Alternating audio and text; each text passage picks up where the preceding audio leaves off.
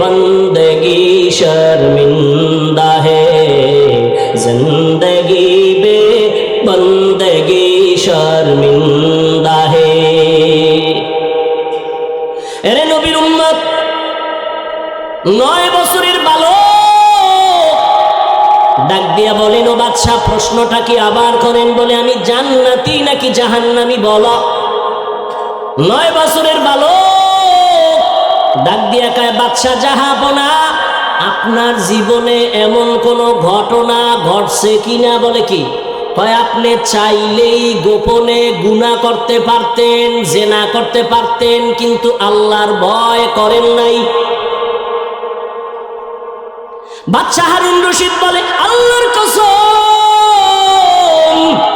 এইরকম একদিন আর দুদিন না, অনেক অবস্থা হয়েছিল। আমি চাইলেই গুনাহ করতে পারতাম, চাইলেই জিনা করতে পারতাম, কিন্তু আল্লাহর ভয়, আমি কোনো বাধা ছাড়া আমি সুযোগ পাইয়াও গুনাহ করি নাই। আল্লাহর আযাবের ভয় আমি ফিরে গেছি। 9 বছরের বালক ডাক দিয়া কয়, আল্লাহর কসম, নিশ্চিত আপনি জান্নাতি। অন্য উলামায়ে কেরামের মাথা গরম হয়ে গেল।